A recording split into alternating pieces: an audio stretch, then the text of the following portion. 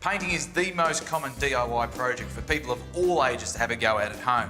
But it's also the one that people probably get wrong most of the time, and it always comes down to your preparation. It doesn't matter how good your paintwork is if your base preparation is wrong. So we're going to take you through a few tips, and we're going to start with our timber windows. You're probably going to find a lot of dust around your sills and windows from your plaster work or general demolition. So we're going to get rid of that. Now most people would just brush it off, but that's not getting rid of the problem, it's just moving it. So I'm going to use a vacuum cleaner.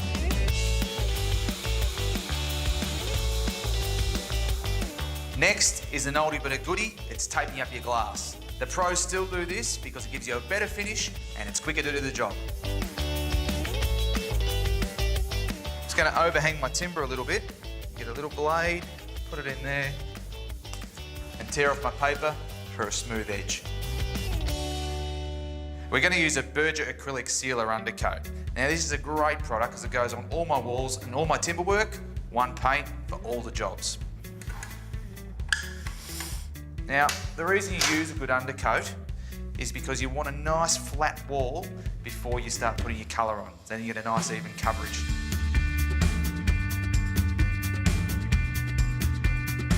You don't want to put too much paint on your brush because it's going to fall off and drip everywhere. And you see, when you use a nice new brush, you get no little dog hairs hanging at the end, so you're going to get it all over your glass or anything.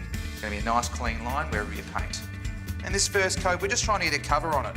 Just means that when your top coat goes on, it's got something nice to stick to.